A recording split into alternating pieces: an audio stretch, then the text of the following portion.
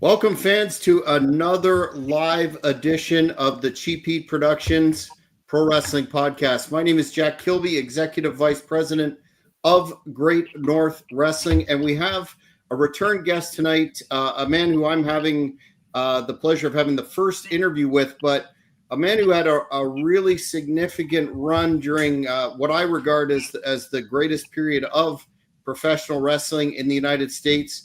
He worked for Jim Crockett Promotions, NWA, WCW, WWF, Puerto Rico, and several other stops in between. We're pleased to have Mr. Chuck Coates back on the program. But before we get to Chuck, as per the tradition, I'd like to welcome and introduce Mr. Cheap Heat himself, the tireless civil servant, man of the people, Mr. Morris Shortle. Yeah, thanks very much for that, Jack. A lot has changed since we last talked, Chuck. I got elected over here in Ireland, and I'm part of the Kenny County Council now. So my free time is slipping by my fingers. So this is our first show in 5 weeks. So I'm happy to be back and happy to have you on again, Chuck. Yes, glad to be here. It's been an exciting opportunity to be able to share with you some stories. Well, Chuck, before we get into the details of your career, I find that the fans appreciate some baseline information and starting logically with whether you were a fan of the business growing up, and if so, did you follow any particular organizations, companies during the territory era? Yeah, I was, my dad was a big fan, and here in North Carolina and USA, we got wrestling came on at 11:30 on out of Raleigh, North Carolina, and he would stay up and watch it, and it was kind of like a reward for me on the weekends. If I did good in school, I could stay up and watch it with him. But my first memory, I was probably seven or 8 years old, and I remember the Mighty Igor, Bulldog Bob Brower, Johnny Powers, Eric the Red. So that was the IWA. That was my very first introduction to pro wrestling, and big Mighty Igor fan. Being a 7-year-old kid, you bring a puppy to the ring, and man, I was hooked already. And so that was my first really as a child experience. And Dad watched it, and then the Mid Atlantic. As I got older, the Mid Atlantic Championship Wrestling here in the States, in the Southeast, was a big thing when late 70s, early 80s, and so. That's where you saw your Ricky Steamboats and Mr. Wrestling, Tim Woods, Mr. Wrestling #2, Blackjack Mulligan, Paul Jones, of course, Ric Flair, Ray Stevens, Greg Valentine, Jimmy Snuka. They all, were in that area and during that time. And I by that time I was hook, line, and sinker. If they ever came around the area, I was going to get a ticket. Back then, if I'm not mistaken, general admission ticket for $5. Ringside was $10 or $8 or $10. So, and you couldn't beat it. We didn't realize how good we had it back then. And so very rarely did I miss a live show here within 30 miles of my house. So those were the good old days. And I that's when I started watching, when I really got into it. Was there a particular moment when you decided I want to pursue this as a career? And second part of that question, can you talk about how you landed on a trainer and school and per se, and what that experience was like for you? Yeah, I when I was middle school, I'd say 13 years old, I would always impersonate Ric Flair. He was my big hero. I went from Mighty Igor to Ric Flair, and you didn't really. A lot of people didn't like the heels back in the day when we actually could distinguish obviously good and bad, but for some reason. Like a lot of people say, his style, and I was going against the grain. I've always kind of, liked things people didn't like, and so I was a Horseman guy and Ric Flair guy, and I hate to get ahead of myself, but just this past weekend, I got to see Ric Flair and Greg Valentine have a conversation. I immediately took a picture. Rick shared it today on his social media of him and Greg back in the 70s and him and Greg this past weekend. And that was cool. I took that picture, but I took it for me. Of course, I don't mind him sharing, but I just instantly went back to the 70s whenever they were tag team champions, and it was just awesome. But I decided that young in my teens that I was gonna look into maybe um, doing this for a career. You know, everybody starts out when you go to wrestling school. Your dream is to be Hulk Hogan, Undertaker, Ric Flair, Harley Race, all the guys. You know, but sometimes it's not in the cards. But you know, people say, "Well, you almost made it." Well, I did make it. I just didn't, start. So, uh, with that being said, I'd go to the matches and I would pick everybody's brain I could. Klondike Bill would put up the rings. We would stay after or get there early and talk to him. And Tommy Young, the referee, he would hang out. He was a good, um, uh, good person to talk to. He didn't mind, you didn't want to bother the boys because they were all business, but promoters in the area. And so we were very, very straightforward. And we didn't, we were the kind, and I say a good friend of mine I met in college, we just decided to grab the bull by the horns and get all the information we could. So as I got older, I remember going around high school, middle school, and doing my wrestling, and people were like, "You're going to do that, aren't you?" I said, "I am." And some people thought I was crazy, but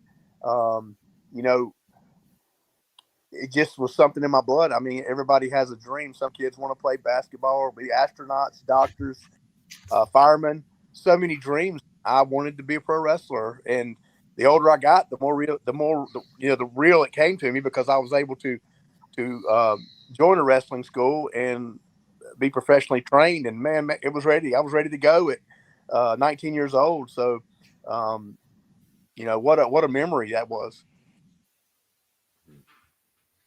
What training school did you go to, Chuck? We went to Nelson Royal and Gene Anderson. If you remember right, the latter part of the Crockett years, the Ricky Nelsons, Tommy Angels, David Isleys, George Souths, they all were the enhancement guys for Crockett. And we would, Tommy was a great guy. David Isley was a great guy. And they would actually talk to you and give you information. So I would stay out, once again, staying afterwards and waiting for the guys to get dressed and leave. And they would give us advice. Tommy said, "Well, Nelson Royal's got a great school in Charlotte. Yeah, I'm going to go and tell you it's not easy."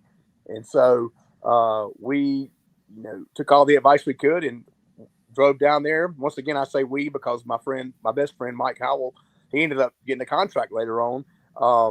But we started together and we met in college, and it was all full steam ahead. And so 1987, we took off and went down to Nelson School and got trained. We wrestled before that, but we really didn't. It was more like backyard stuff, and I wouldn't even consider it. We would just like most kids do. You see what you see on television, and you go out there and do it. I didn't know left side from right side, and I didn't know, the safety measures you need to take when you're doing suplexes and tuck your head and the bumps. We did them. It kind of came natural to me, but really got serious about it when I was 19 years old, and that's when I went and met Nelson and Gene and was trained the right way. So that's how it all began. Just, I've got something quick there. You mentioned Mike Howell. He's a good friend of yours. I've asked him numerous times to come on the show. Is there any way you could twist his arm for him to come on and have a chat with us? I probably could. He's got a lot of stories, and he's I'll do my best. I will promise you I will contact him tomorrow and we can get him on.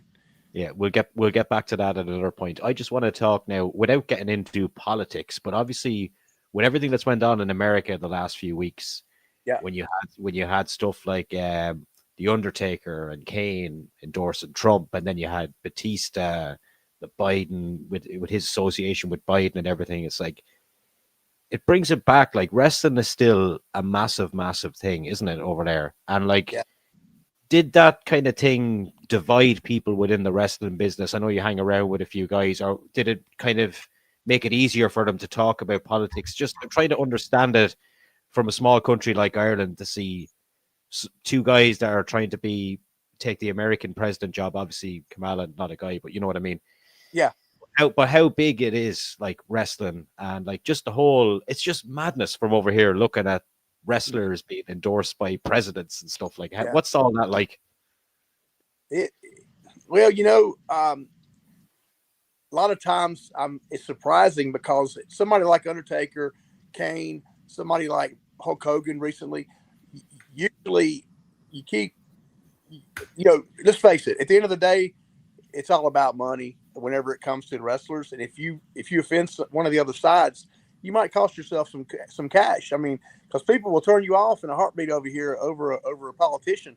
And I was very surprised Hogan came out, and Undertaker, and I knew Glenn was going to do it because he's already a very, very big conservative mayor in County, Tennessee. So I knew where he lay. And plus, we've talked before about it. And but seeing the big dogs come out and really voice their opinions, I don't think that happens in 2016. But now that it's been so many years later, people are not as afraid anymore to share what their beliefs. And you hope it doesn't get ugly. But this seems like a different tone over here this time with him winning. And I think people are more bold, and they're going to say what they want to say. And the first time around, you kind of keep quiet and here and there, but mostly Hollywood actors were voicing their opinion. But this time around, people are coming out it blew my mind. Some of the people that just this past weekend, I mean, I got in a conversation with Ron Simmons. He brought it up and he said some things, and I was like, wow, you can't assume nothing. And he says he voted for what was best for his family and what was best for him. And so he didn't ever say who he voted for, but I think I knew where he was going. But, it's just, and everybody's got a different feeling about it. But it is kind of, it is a little bit surprising to me that some of the big dogs like Hogan and Taker and like I said, Glenn's kind of different because he made he's in that statement years ago. But and now that it's happened, there was no issues. I mean, people are going to be they're going to feel the way they feel, and if you take it personal, then I try my best personally not to judge somebody by their political belief. That's what America is. Yes. You're right to believe the way you wish, and it's sad that it gets ugly sometimes, but it's done. It's over, and I am so glad the mudslinging's gone. The commercials are gone. The text messages, but now it's what they said is what they said, and they're labeled now. So I'll share something with you. Kind of, I don't know. Danhausen I met him briefly about 2 years ago, and the guy that was with me, Tony, the guy I work for at these conventions, he said, "You're a huge Kane fan, aren't you?" He said, "I used to be." He said, "He runs his mouth too much." So right then we shut it down. I'm like, I know what he's getting at, because Kane being a very big conservative, obviously he wasn't. So it changes people's feeling. Being a huge fan of Undertaker or Kane and a political opinion, just people shut it out. I'm not saying he's right or wrong. That's his personal business. But, it's just surprising that I guess what it was is people just aren't as afraid to share anymore about how they feel. If you're red, you're blue, whatever you are. And so that's really the way I feel about it. But like when Hogan came out on national TV and ripped his shirt off and did his thing, I was like, wow, he's, something, I'm not going to say triggered, but something got him to the point where he'd had enough. And so maybe it was the assassination attempt, I guess, but because he made mention of that. But it is some of our biggest stars in the business have come out politically, and voiced their opinions, and that's their right. But doing it on national stage is kind of surprising to me. If I do it, it's not a big deal because I'm Chuck Coates. But if you're known all over the world, but that's my take on it. They're just more. But Chuck, you have to remember he's a WWE Hall of Famer as well. That has a lot to do with the wrestling. The wrestling part it puts him over, right? But I think, if I'm not mistaken, Linda McMahon's isn't she in politics? Yeah, she's got a big role, I think, with this new regime. So so she'll be right there, and I think I've seen her a couple of times on some of his campaign speeches. She's been like, you can see her in the background. I think it looks like Linda McMahon, but it was her. But anyway, I don't think Vince said much. I'm talking years ago. Now it's different, but truth be known, I just, like I said, overall, I'm pretty surprised that people have come out like they have. And like I said, no matter which side, Batista, Undertaker. But the fact is, I guess, like I said, Hollywood actors don't mind saying, you got De Niro and you got some of those guys, Jack Black, they've been saying what they feel for years, Rosie. So now I guess wrestlers, more or less the wrestlers are coming out and doing the same thing. It's really no different. Yep. One last thing before we leave politics. we're talking about we're talking about the right to express whatever opinion you're on, but I know you're familiar, and I was going to ask you a question about this anyway, so it kind of dovetails. But you're no doubt familiar with Jim Cornette, Yes, who has a very successful podcast, and in my opinion and others, it's fine to express what side you're on, but he has gone completely overboard with the vitriol one way or another, and I've stopped listening to his content, as I'm sure other people have, because of that particular situation. Where do you think the line needs to be drawn in that respect? And do you have any Jim Cornette recollections from whatever time frame to share? Jim makes it personal, and that's what really, to me, that's over the line. Now, I got to admit, President Trump makes it personal too. So, in all fairness, he says some things that I probably wouldn't say. He doesn't mind to tell you what he thinks, but so it's kind of the same thing. But Jimmy, he seems to get fired up, and he gets on and on and goes on, and it doesn't take much to get him, excited in a negative way, if you will. And I mean, this is a personal feeling. I can't handle all the cursing and such. That's just me. And I'm not saying, it's whatever he does. I'd love to listen to it. I just can't handle the GDs and all. And that's nothing to do with politics. That's just him. But the fact that he just lays it out there, and, I don't know. It's just, there's a line there. You can voice your opinion and say what you got to say, but sometimes it gets to the point where I think it's a little too much, and he does go overboard at times. And I agree with you. I can't listen to it because of that. I would feel the same way if it was the other way. If somebody was just letting Harris have it, or Walls, or and sometimes I tune people out on the right. I'm like, man, dude, that's a. I'm thinking to myself, that's a human being, regardless of how they feel. And when you talk about wishing death on people, I'm not saying Jimmy does that, but people just get so it just shows you what they really are thinking. And it's like, regardless, we're all humans. We're all in this life we live. And I mean, look at Joe Biden now, bless his heart. He's out there shaking hands and inviting him to the White House, and who knows what they talked about. They don't know. They don't have much, of what went on. I know they had that photo, but Joe actually looks at peace. I'm like, wow, all these years of talking back and forth, and here they are sitting there shaking hands, and who knows what they're talking about. He did. We have to park this and get back to wrestling. He did call him a Nazi, and then a few weeks later, he's shaking his hand. But anyway, let's move on. Yeah, right. And then I guess we're pieces of garbage. But anyway, do you have any Jim Cornette stories, Chuck? I met Jim. First time I ever met him was in 1988 at Dorton Arena in Raleigh. It was a house show for Jim Crockett Promotions. I was a fan, bought a ticket, hadn't started my training yet, and got a picture with him and Bobby Eaton. I was really surprised because I'd heard that he was big on kayfabe, which they all were, but he agreed to take the photo, and I'm like, wow. And I've got it upstairs. They said it's tennis racket and Bobby's. It was after the show, and they decided that they agreed to take a picture with me, and it kind of blew my mind. I thought, wow, I'd expected totally different. Having a little Kodak disc camera, back in the day, way before cell phones, and that was neat. So that's the first time I ever met him. I saw him during the WCW time with me. He was doing some commentary, and he was. I think that was after he was managing. Kind of trying to remember. Maybe Bobby was still. Yeah, Bobby was still in Stan. Bobby had kind of went to singles. Remember that? Yes. You worked him, correct? Yeah, on TV. Four different times, and I'm counting 5 different times. I had 2 on the indie circuit. He tagged with Ricky Nelson, and I tagged with Ricky Morton. So we were kind of doing a rock and roll midnight. Of course, we were the fill-ins because Robert and Stan weren't available. I don't think Stan was doing anything at the time, but I saw him backstage a few times, and we speak. He probably wouldn't remember him if he saw me today, but there's not really a lot of memories there because the only times it was in passing when I talked to him, and short and sweet. How you doing? Good to see you. Whatever. but we never really got to know each other.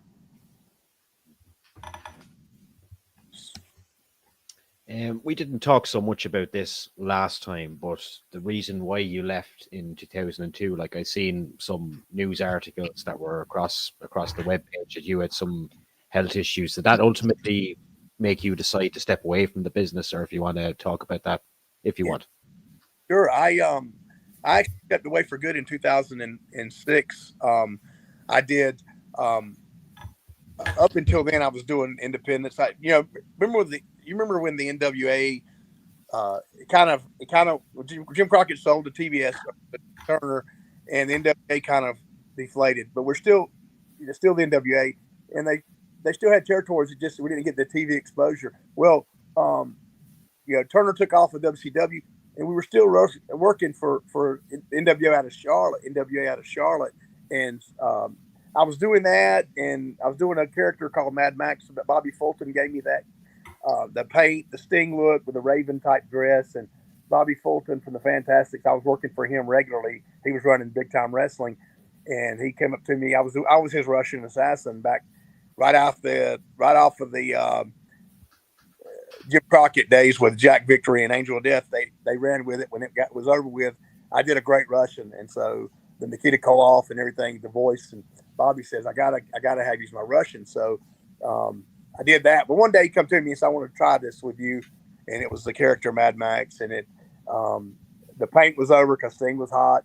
And I had a look about me that, kind of was appealing. So I was supposed to be a heel, and people would cheer. Like I said, they were trying to, I can't tell you how many times, are you related to Sting? You look like maybe y'all are cousins or brothers or whatever. And I wasn't going for that. I was going for this madman out of the asylum, almost like Sid Vicious. And it didn't work. The paint I had a flat top and everything. And so Bobby said, well, let's run with it. Just turn your baby face. And we did that. So anyways, I was doing all that and going on. And I had pretty much, I hadn't been doing TVs in a while, to get to your point. And I was doing indie shows. And in 2006, I was scheduled to wrestle in Virginia. And Lex Luger was, speaking of Lex Luger, how you like my hat? He gave me that Saturday. Nice. Yeah, man, cool, huh? Had to wear that. And we were scheduled to wrestle in a fair show, and I had to get over here. You have to have a license by the commission, and you have to get it every year. Well, my license had ran out, and so I went and got a physical, and doctor says, "Okay, everything looks good, but I want you to get a place to my neck. I had something going on in there, no symptoms or anything, and so." I went and got checked. They biopsied it, and they ended up saying, we're going to have to do surgery. We don't have any conclusive. I said, what's going on? They wouldn't tell me. Long story short, I had a diagnosis with lymphoma, which is a blood cancer. Lymphoma and leukemia are very similar. And so I went ahead and did the match, and I finished up, but that was my last official match because I decided to focus on getting well. So I would say I hung up the boots in 2006. I've done 2 charities since then, but I'm talking 16 years ago, going on 20 years ago. And so obviously I was getting older at the time, and there was a time when I thought about getting back into it. And that charity I did, it was very simple. It was Hacksaw Duggan and me. I was a Russian, and even working with him, it was just, I was 7 years out with the cancer, and I took bumps and stuff, and it hurts. I was not, it's like riding a bicycle, but your body, it does get older. So I guess you could say I officially hung it up in 2006, but that was that, and that's the reason I did quit. It was because of the sickness, and once I'm obviously still talking to you here, was well and ready to go again, I had no desire to get back in there, other than the 2 benefits I did, and those were both help for kids with cancer. So it was close to home, and I wanted to do something to try to give back a little bit. So you to jump around a bit, Ibzen is asking a question about if you ever saw Haku in action, and I'm thinking that means out of the ring, but you had a high profile match with Haku and Andre the Giant when they were the Colossal Connection on syndicated television for the WWF. What was that experience like, specifically working with Andre, and did you Are you aware of any of the famous Haku tough guy stories firsthand or even second? At the time, I did. I would take this. I trained with Nelson Royal for 6 months, and then we got sent. He said, "Vince is ready for some new faces," and that meant people like me take them up. And a lot of the Crockett guys were still working, doing jobs up there.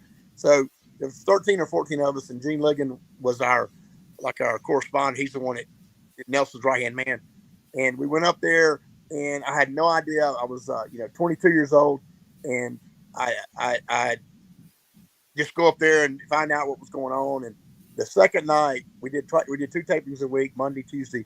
We were in Wheeling, West Virginia, Monday night, and Toledo, Ohio, the second night. First night I wrestled Boss Man and Akeem. Second night, Andre and Haku. So my second ever television match was against probably the greatest attraction in wrestling history. And I to this day it doesn't seem real because I can share a story if you want to hear about that. I may have told you, Marie, but here I am. They had a chalkboard that they put it up in the right there at the monitor, and about 2:00, we had to be there at 1. About 2:30, 3:00 rather, they would write down the matches, and there were three different tapings, and we usually were done about 10:30, 11:00. Had a couple of dark matches, which were the main events mainly, and maybe a couple in the beginning, but usually it was Hogan and Perfect, or whoever, Ultimate Warrior and Rick Rude, but that was always last, and it was never on TV. But they writing it down, Red Rooster versus Tommy Angel, Demolition versus whoever, and then it got to the third match. It says Andre and Haku versus Paul Roma, and I saw him like CHU. I said, no, it can't be. No, it's a different Chuck. It can't. Chuck Coates. I'm like, wow, I'm going to be in the ring. So immediately I'm, oh gosh, Lord have mercy, help me. And I watch wrestling religiously, so I knew they're finished, but I want to make sure. So Haku comes over. He said, hey, brother, here's what I do and all that. And he said, Andre's playing cards. Do not bother him while he's playing cards. So I'm thinking this is 3 or 4 o'clock. I'm thinking, okay, we'll get with him later, whatever. Well, later was 10 minutes to 7. Guess what? We're third match, and it starts at 7 o'clock, and it's 10 minutes to 7. I had not talked to Andre. And I'm thinking, oh my God, please let me get through this without screwing up. And right there before it started, he come walking up, and I heard him ask, where is he? Where is he? And Haku comes over, grabs him by the shoulder, passed me on this is him right here. And Andre said, I give you a headbutt. Boom. You do not take bump. Do not go down. That's all he said. And that's so he could grab my arms, and then Haku does the kick. Thankfully, like I said, I watched wrestling, and I knew what was going to happen. So it went great, but you talking about scared to death. Andre's playing cards. Don't bother him. He's drinking his wet wine, and he just didn't. He sat there and he did his thing, and that was Andre. But as far as Haku, I knew he was tough. I never heard the stories, but I did find out later that, my good friend Chris Owens would know this for sure, but I heard that Haku was the only man Andre feared. Have you ever heard that? No, actually, not at all. No. And I think, and I could be wrong, but I heard, it's just hearsay, that Andre chose him to be his partner. Number one, his health was declining. He couldn't go singles anymore. He'd come in and do the finish. And number two is Haku was the only man he feared. And if I'm wrong, forgive me, but that's what I've been told by more than 3 or 4 people. And it makes sense because everybody was scared of Haku. And, I saw him last year. No, I saw him earlier this year, and I went up and introduced myself, and he was so nice. And I actually had a picture on my phone. I didn't want to sit there and go, hey, check this picture out. I was ready. I knew I want, because I know you don't have time to stand there and talk. And I showed him the photo. He said, brother, when was that? I said, 1989. Hey, brother, just so nice. He talked to me about 2 or 3 minutes about it. And I'm like, wow, this is awesome that he's so nice. And then, the fact that he was so cool years later was really neat. And, but I think today he could still probably rip my head off, even if he wanted to, he probably could. They say he used to pick up cars and move them, him and Barbarian. whenever you've heard all stories about that, somebody's parked too close, they couldn't get out. And I heard one night the Steiners and Haku and Barbarian picked up this car and moved it, put it on the sidewalk. I mean, because, whatever, man, that's crazy. He's definitely a tough guy. Probably the toughest. You mentioned another gentleman there in passing, the Ultimate Warrior. You have any stories about him? Because he's a kind of one of these guys, they hear the good, the bad, and whatever. Well, thank God I never wrestled him. He was clotheslining people, and there's guys having to go to the hospital afterwards because he when he clotheslined, he would hit. He would. Here's the ideal. Steiners could do it perfect. Boom, it looked great. Wham. He would come in, and if you weren't ready, he would hit you right in the face because he was just out of control. And we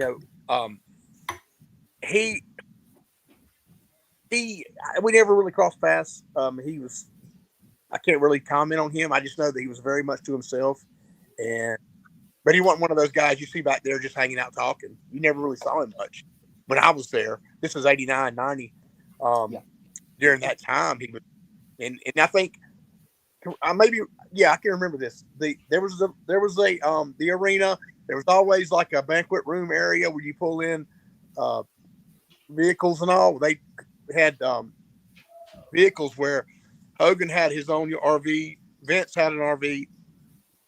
It was always another one. It was, probably Savage or Warrior. I mean, they just didn't come around much, and everybody else was kind of doing their thing in the locker room. But I remember that like it was yesterday. They had these RVs coming in, and that was their locker room, and they were the big stars, and that's what I guess they. And with that being said, Hulk spoke to me about the kick, the Haku kick. If you see it on YouTube, and he popped me good, and Hogan came by. He was riding the back. He said, "Hey, brother, how was that kick?" I was like, "It was okay." I'm Hulk Hogan's talking to me. Like he kicked the crap out of you, man. And I'm like, "Well, he did, but adrenaline and all that excitement, I didn't feel it till the next morning." And that was kind of cool. Hulk Hogan comes up and asks me how the kick was. So, and not too bad for a 22-year-old kid just starting out, And so, but Ultimate Warrior, I don't have much. I mean, just what I've heard. I can't really say yay or nay, but I just know he was very reclusive and didn't come around much when I was there. Speaking of divisive figures in wrestling history, you were in WCW at a time, correct me if I'm wrong, when Ole Anderson had the book. Mm-hmm. And just wanted to get your impressions of working with him because, some of the guys that I interview, without a doubt, comment on, his talent and his skill in that regard, but had some less than friendly encounters with Ole. Wanted to know what your experience was. I stayed. I knew my job, but I stayed clear. I didn't really have much. Not really an encounter with him at all. He would always go through the. Back, you probably know this. They have what they call now producers. That they're pretty much the messenger. Agent? Yeah, they're pretty much the messengers for the guy Ole, and back then maybe who else was in the office? I'm trying to think. Well, like WWF, I remember Bruce Pritchard. Well, now it's Bruce Pritchard, and I think Tom Pritchard had some Johnny Ace, Vince, kind of like it's Vince and then them, and then the producers, and they kind of relayed everything to me back then. I didn't have much encounter with Ole, so he never really. I mean, Jody Hamilton was who I worked for. He got all the enhanced guys, and so that was pretty much who I answered to. Ole was still dealing with all the other guys, the top guys and such. But I believe now, from a personal standpoint, being a wrestling fan, the way they used to do it, he was one of the greatest, because I used to think their arm was coming off. I thought, wow, these people, most of the stuff, and you're talking this late 70s, I thought, man, the Andersons are just ruthless. And that's the way it was back then. You could work that all day, and people would swear up and down that they're the meanest guys in the world. And they continued on to do that when Arn joined, even after Gene. they were excellent as far as what we were playing. What we did back then, it was outstanding. Get a body part and work it the whole match. And, that was it. And then sometime work an angle out of it, break his arm or dislocate his shoulder or whatever. And as far as worker, he's one of the best at heels I've ever seen. But as far as the boss, like I said, it was kind of there was a screen in between me and him because of the people in between. Ole gave the orders to kind of trickle down. Mind my business, kept my mouth shut, and did whatever. That was a big part of me being employed with about 3 years there. I stayed out of the way and just did what I was asked. I mean, there's some guys who actually had refused to do jobs, and I'm thinking, are you crazy? And I just, they were never asked back before, but it's like, who do you think you are, man? You're paid to come up here and get beat, make these guys shine. And that was during a time when Van Hammer and Alan Iron Eagle and PN News, they asked me, Chuck, will you do it? I said, I'll do it. Yeah, I'll do it. Well, guess what? I had a job for about 3 years because I never said no. I didn't like it. I mean, I probably could have killed Alan Iron Eagle. Joe Gomez, he was a great guy, but he didn't know what he was doing. They were trying to build him as an Indian, and just agree with him, do it, and as long as everything's professional, I never had a problem with it because I knew it was my job to do the job. At the end of the day, unless you're Undertaker or Hogan, we're all jobbers. Everybody's done jobs, and so other than that, or Mil Mascaras, you might get that, but but Ole, back to Ole, it was really no interaction with us at all. You're talking about doing the job there, and it's just like, I just can't get my head around that two guys that are going into a predetermined match, and then one of them is refusing to lose to the other. I just can't get my head around it. But I'm not in the business. So I just don't get it. Well, you'd be surprised. What gets me, we were hired to, and nobody told you to come up here and we're going to give you a push. We all came in there. There was different territories. We had the Mid-Atlantic. Rip Rogers brought the guys in from Indiana, and then there were some guys from Texas, and they would all come in. So there was 12, 15 of us from each group, and we all mixed together. And none of our guys, we all pretty much did what we were asked. But that one guy, I remember that night, he's like, I'm not doing that. I'm like, man, you're crazy. And Rip was talking. Rip said, look, man, they're not going to bring you back. And I forgot who it was. It was somebody, might have been State Patrol. It was somebody that he just didn't want to lose to. But I thought, you are literally here because you're going to lose. And he's just a prima donna, and he thought that he was too good for that. So whatever. Good luck to you, buddy. But I stayed clear of all that. I just tell me what to do. I told Jody one time, I said, Jody, this is like after 2 years, you must really like me. He said, why is that, kid? I said, because you never give me Sid or Vader. I said, thank you. I thought, hope I didn't give him an idea. But I got the Steiners 4 times, got Sting. Wow, man, I could go on and on. Hey, Chuck, did you ever locate the tapes of you and Kurt Angle? I have not found it, and I even asked Kurt about it. He said, somebody's got it. They record everything up there. And let's tell you that. Matter of fact, you can Google the date. I've researched it as far as that, and I've got record of it being on some kind of a website, but still no video. It's probably locked up in the archive. That sometimes dark matches pop up, if you noticed. Yeah, they've started doing that lately. Yeah. Do you want to fill Jack in on the story behind that Kurt Angle dark match? I know we talked about it before, but it's a really cool story. Yeah, man. Okay, at this time, Mike Howell was already in play. He was a contract. He was one of the Duck brothers, the ECW, the Ducks, and they were going to bring him in. Him and Murray were going to bring him in and kind of do something similar to they did with the Wyatt family. This is way before the Wyatts, and Mike had a little bit of, he was already in there. He was getting a contract, and they put me with what was his name? Essa Rios, yes. Yeah. And Mike come up to Tony Gurria. He says, Tony, my friend Chuck here, he's not gonna be able to hang. He's not gonna be able to all that Mexican, all that stuff. He said he's not because that's not his style. And Mike went up to bat for me, and Tony said, "Hey, you think you can do a Kurt?" And Mike said, "That's more like it. He's more of a wrestler." and Mike got it changed.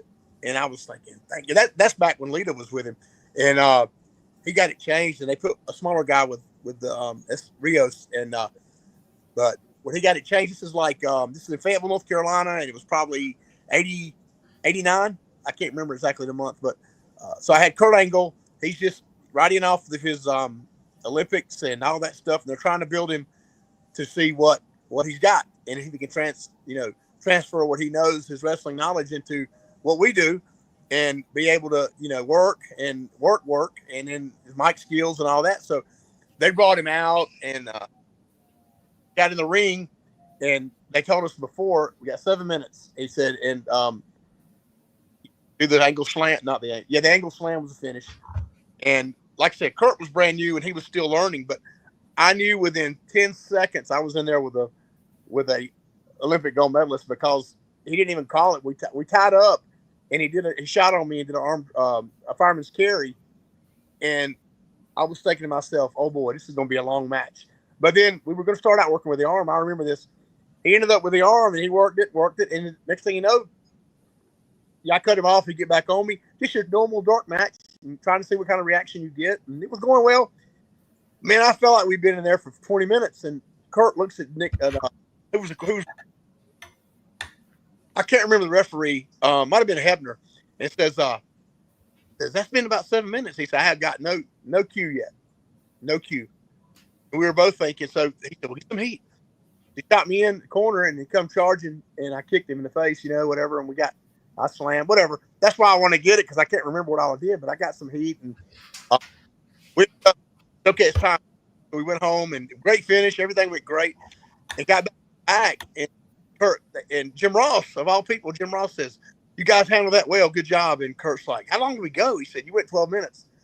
And Kurt says, I thought we had 7. He said, well, I wanted to see how you would handle it. This is live television when we're on a live segment, and we need to add time to the show. So that's why they did it without telling him. They wanted to see how he would react. It was just all part of his training and testing him and seeing. And Jim Ross said it was perfect. And the one regret I have that day is I said thank you and let Jim Ross walk off. And Mabel come up to me, which is a good friend. King Mabel we were the same independent group, Viscera. He says, Chuck, you just had an opportunity to tell him this is what you want to do. This is your chance. And you let it go. And so I said, well, I'm going to go find him. Well, it was 2 minutes later, Jim Ross was long gone. That's my biggest regret in my 20-year career. When Jim Ross comes to me, I didn't go to him and says, you guys handled it great. He said, that's when you say, can I get a second with you? And you go over there and tell him, this is all I want to do. If there's any way I can just get a job, this is what and just pour it out. Nobody gets an opportunity very often. And you had him one-on-one, you and Kurt and Jim, nobody else was around. You could have told him. I just like, thank you so much. But I was still fairly green, and I was just learning. And I said 89, 1999. I'm sorry, because Kurt didn't Olympic gold medal until 6. So I shouldn't say I was green. I was just ignorant, because I'd been wrestling 12 years. But that's my biggest regret, and that just and it may not have went nowhere. It may have just led to nothing. But at least he would have known. Hey, in my mind, Chuck said, maybe I could have been Ludwig Borga or somebody. I don't know. I'm just joking. But yeah, that was it. But Kurt, we had a great match, and like I said, it's out there somewhere, and hopefully one day it'll pop up on YouTube. And like I said, I personally asked Kurt. Kurt said it's out there because they keep everything. So we'll see one day. Here's a good question that is an interesting one from Ibzan again. He's asking, how different was a TV taping back in the day in the WWF compared to WCW? Notwithstanding the during the 90s, that was a budgetary crunch in WCW. But any differences with the agents or the organization, etc.? Yes, they seem. It seemed to me that they would, if it's a screw up, if it wasn't terrible, they would use it anyway. WWF didn't tolerate it. I messed up with Nikolai Volkov one night, and he asked me, he said, you leapfrog it's Bolsheviks against me, and I think it was I'm leapfrogging him. He's in the middle of the ring. Well, he's a big man, you know. I went to do the leapfrog. I was gonna come on. He's gonna do that little spin kick he used to do. Well, I come over Nikolai, and I don't get over him, and I go into the ropes head first. Trip, fall. He picks me up and said, "It's okay. Let's do the spin kick." But they edited it. They were like, "Get that crap out." So all you saw was him off. They changed the angle, and he did the spin kick. But that night, I fell into the ropes. WWF or WCW. I don't remember them editing as much. Maybe it's time consuming or whatever. Now something that bad, they probably would have. But there's been times when there was a slight mess up, the biggest. That's what came to mind when you asked that question. WWF was probably a little bit more strict about making the product, look precise, and that's the good thing about taping. You can edit that stuff out, and but Nikolai, we did the same exact thing again because he knew it was going to be edited. So, and WCW probably wouldn't have done that. They may have done that, but other than that, the agents about the same. No, not much difference. I'd say probably, if any difference at all, I'd say that I had Tony Gurria, Sergeant Jacques Goulet, Chief Jay Strongbow. I believe that's the main three in that 89, 90. And they were a little bit more, I don't know, not that they didn't trust you, but it's more like, now listen, you need to get out there and make sure you do it right. You need to go. I mean, Tony Gurria was a stickler as far as, I'm thinking, I probably wouldn't be here if I couldn't do it because they wouldn't even send me. Nelson Royal's not going to send. I'm not saying I'm the best, but he's not going to send somebody up there. That's why Vince hired him to do that, because he knew that he would kind of weed out the bad ones. And so I was able to. But Gurria used to seem to be a little bit more. And then he'd let you know afterwards, that was good. That was okay. You can work on this. WCW never really, and maybe it's because I worked with them a lot longer, and I became almost a common, name weekly, kind of like George South, or people very hard or whatever. But after so many months, people were like, "Oh, that's Chuck. You can work with him." He I don't know how true this is. I guess I should have asked him, but I was told Sting used to ask for me, and Jody said, "I can't give them to you every week. It's gonna be the same. They're gonna like this every week. No, Chuck Coates and Sting again." So that was an honor. If that's true, that was an honor to be able to say that he actually wanted me to work with him. He had him 3 times, 1 time. Him and Lex, and then 3 different single matches with Sting. So that was kind of neat. And so that's pretty much it. There wasn't a lot of difference, but I think WWF was a little bit more of a stick on first. Thankfully, I didn't have a lot of screw ups. That was the biggest one, and the rest of them it wasn't even, you couldn't even tell maybe we did an elbow instead of a hip toss or whatever. But it was already, in wrestling, you get to the point where if you miss a spot, you can cover it up pretty good. So there wasn't a lot of those, but I'm sure that happened over once, throughout the year. So you hang around a lot of these conventions, and you get to meet a lot of people from the past, a lot of wrestlers in the same room, and then you have crazy wrestling fans. What is the funniest or craziest story you have from the convention world? Oh man, let me think. Been doing these about 5 years.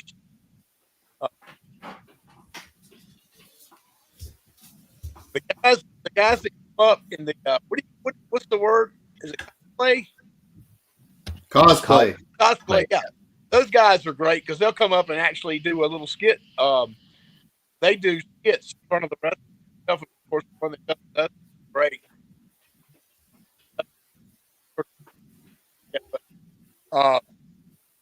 Macho and Dusty, Sheik, they come up and they actually yourself Sheik voice and we seem to be losing a good bit of audio on you, Chuck, aren't we, Jack? There. Okay. Yeah, for some reason. Is it better now? Better now, yeah. I got 100% now. I'm gonna take the charger off. How about that? Is that better? That's better. Beautiful. Maybe it was blocking. They'll come up and do the the whole skit like they're the real person, you know. And this past weekend, Dusty, Sheik, Macho, there's 2 or 3 Macho men that they'll come up and they'll say, you know, can I get a picture? Yeah, blah, blah, blah. You know, actually, you know, Ron Simmons gets a kick out of that, and some people not so much. You know, Jerry Lawler was like, oh my God, what's going on here?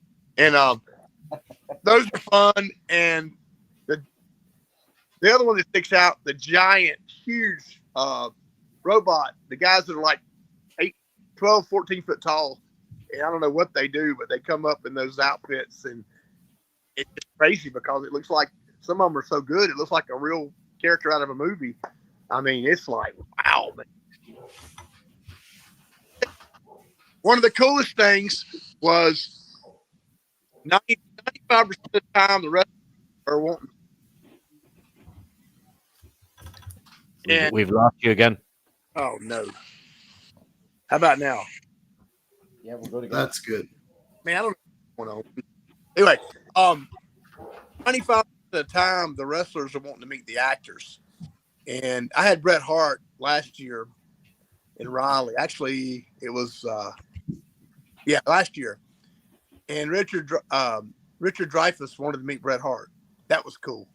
One of the guys come over and says, if Bret gets a minute, Richard Dreyfuss wants to meet him. And I saw Bret. Did you hear that? He goes, let's go. He stopped right then.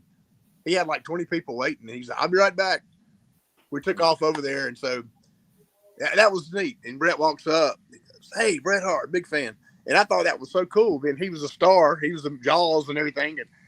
But that was the one time I remember that the wrestler was the actor was a fan of the wrestler. So, but like I was with Kane, and we were next to who was in Christmas Vacation? Chevy Chase? Not Chevy Chase, Cousin Eddie. Yeah. Randy.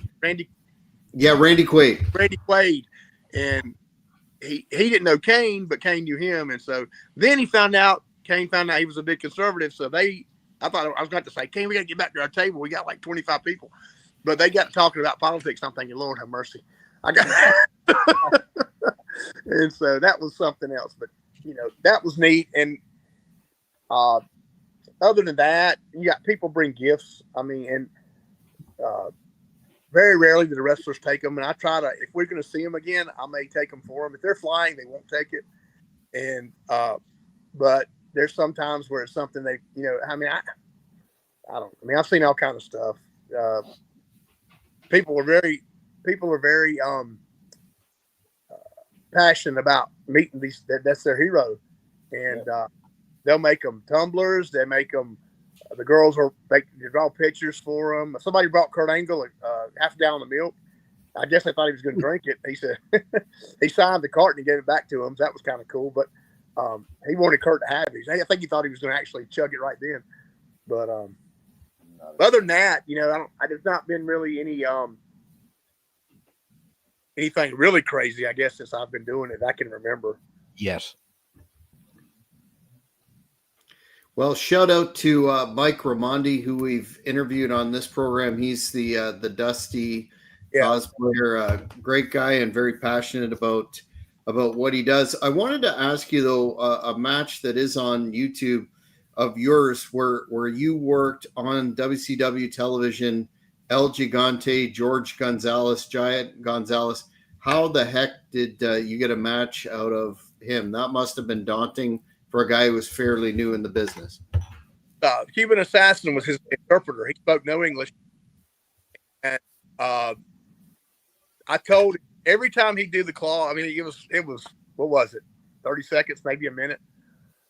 Every time he did the claw, the only thing I asked Cuban Assassin, I said, he comes in, does the claw, and takes him down, and that's it. I said, I'd like to come off the ropes. And he said, okay. And he told him, spoke to him, to come off the ropes and catch me like my feet fly out. You may have saw the match. Mm-hmm. And it worked out great, except when he came down, he busted wham! My nose started bleeding and stuff. It's all right, though. But we just made it look a little different. You know, everybody, rather than just your claw. But he was open for it. He was open to it. I thought he would say no. He did it. It went off good. I just had to catch that big hand to make sure I didn't losing because, but it was, I guess I've got one more, the Big Show, and I can do the trifecta, right? John, like in Big Show. I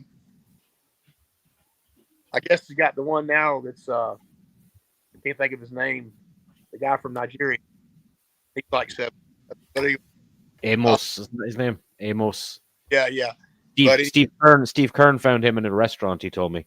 Oh wow. Well, it was good. It went well the best it could. It was not any whatsoever.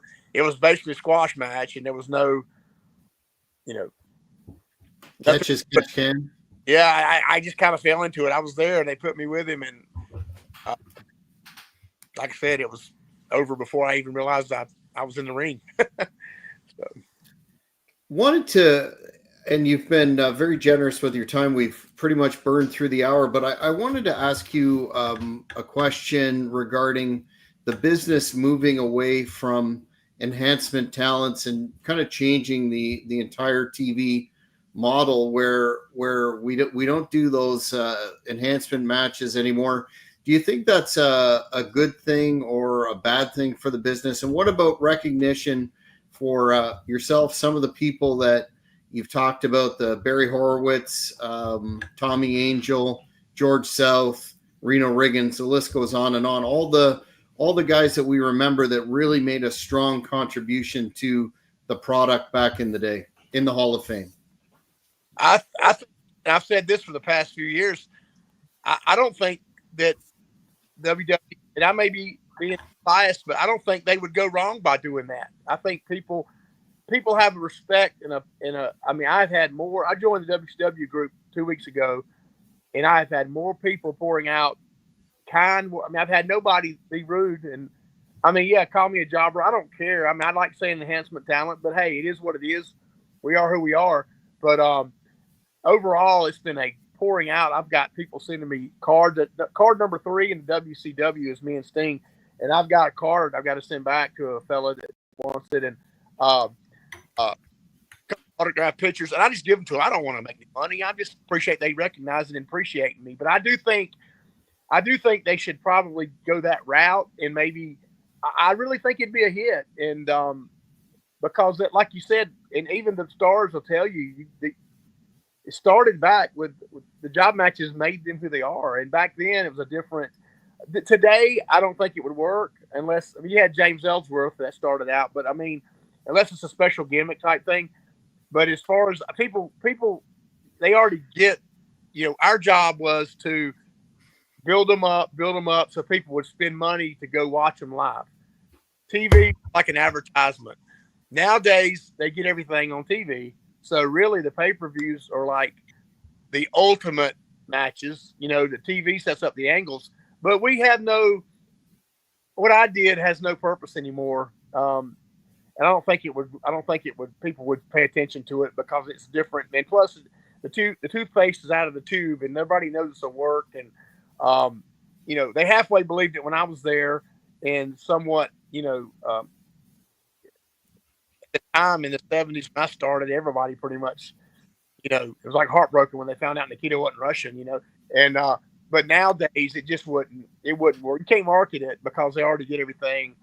You already get everything you have. Our job was to build up the wrestler so people would want to buy a ticket to go watch. Then the pay-per-view came along, and then it's like you can see it coming from a mile away.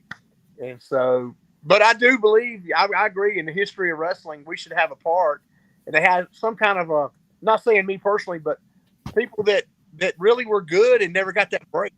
We all got that break while we did it, but it wasn't meant to be. But I've seen Barry Horowitz was excellent. Some of the guys, I don't know if you remember a guy named Brady Boone. He was outstanding. Brady Boone was outstanding and had the body physique. He just didn't, Mark Merrow, I was there the night he got his break. They made him Johnny B. Bad. He was in the right place. Loved him. And he was with me. He was doing jobs and but Dusty loved him and said, we're going to do something with you, baby. And that was it. It's just right place, right time, but I do believe there should be something, some acknowledgement there overall, because it really, it's like Hogan and Flair and all the huge Rock, Stone Cold, Undertaker, they brought us to where we are with the stars, where there was guys back in the day who got you where you were in the first place. So, and I believe they would probably agree with that. Even Ric Flair has said George South's one of the best guys. You know, some of those top guys. George would bump for anybody, you know.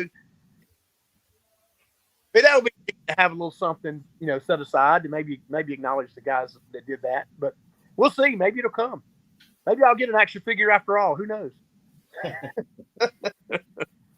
Absolutely. And I think there's an argument to be made that, you know, it's no coincidence that stars per se are fewer and farther between now, as opposed to back in the day when the carpenters like yourself weren't there to build them up. Yeah. It's lost art. No, I don't know. Sometimes when Monkeys beat Gladiators, that was big. People loved it. You know, they sold out the Anderson Coliseum. They built up the Midnights and the Monkeys, and they sold out. And that was their hometown. Monkey Mania, baby. But see, that's because the power of television and the power of Jimmy Cornette, the people who made it, who talked the talk and got people fired up. That was a different time. But, man, that was so much fun. Just thinking, 1, 2, 3 Kid beating Razor Ramon. That was neat. I like that stuff. People are like, man, maybe this stuff, you know, it's the same old every week, same old thing, you know. And then you see something like that, you're like, wow, that was awesome, you know. But sadly, those days are gone, and it's moved on to this, what we have today, and great athletes, but no psychology. They just don't teach it anymore because it kind of went out with kayfabe, I guess. It's just a TV show now, really. It's a completely different product altogether, and we always reminisce, and then we sound like old bitter men here, don't we, Jack? Like Well, I am. You're not. But look at country music now. You can't tell country music from pop. You know, everything's changed, and it's just the way it is. We tend to go with the flow, and if you're making money, people go with it.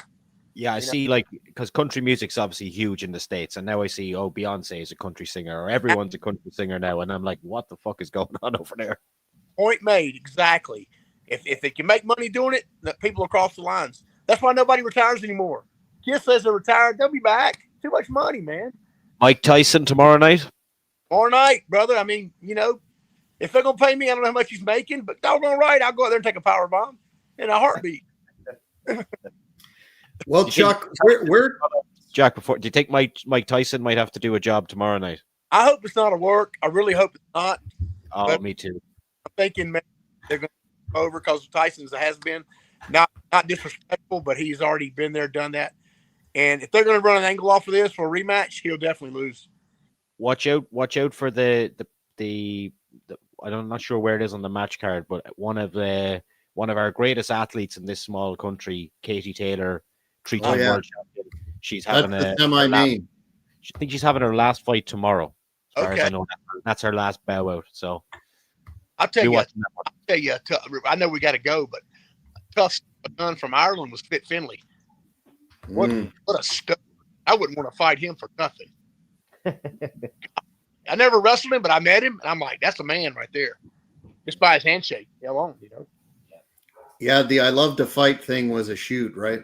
Man, I'm telling you, thank God. He was like Ronnie Garvin times 2. Where can the fans find you, Chuck, on social media? And do you have any upcoming appearances or whatnot that the fans should know about? I'm the WrestleCade. It's pretty big over here. It's Thanksgiving Saturday after Thanksgiving. It's huge. It's in Winston-Salem. Tracy Myers and those guys do a great job, and we'll be there. I'll be helping out Kane that day, is what I was told. We got like 10 talents. It's huge. It's one of the biggest ones of the year. So Winston-Salem on the 30th, I believe, in November. And then next year, I don't have anything the rest of the year, although I do have some speaking engagements with the job I do now is I work for a homeless shelter. That's a nonprofit, and I'd go out and speak. And I shoot wrestling, my testimony, then I also get a chance to tell them about what we do and, help people that are in need. And let's face it, man, people are struggling. And so it goes beyond wrestling, and the wrestling kind of draws them in. And then once they realize, oh man, and you hear the stories, and then you can kind of say, look, if you need a hand, we're here. And that's what I do now, try to help people that can't help themselves.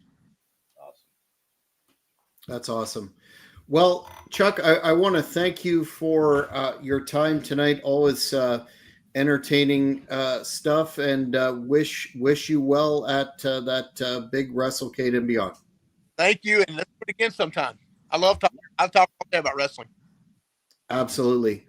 Well, that's it, fans, for a live edition of the Cheap Heat Productions Pro Wrestling Podcast. If you haven't already, please subscribe and like this video, and you'll stay on top of all the great content coming once Morris can take some time away from his civic duty, and again, being a man of the people, doing what he has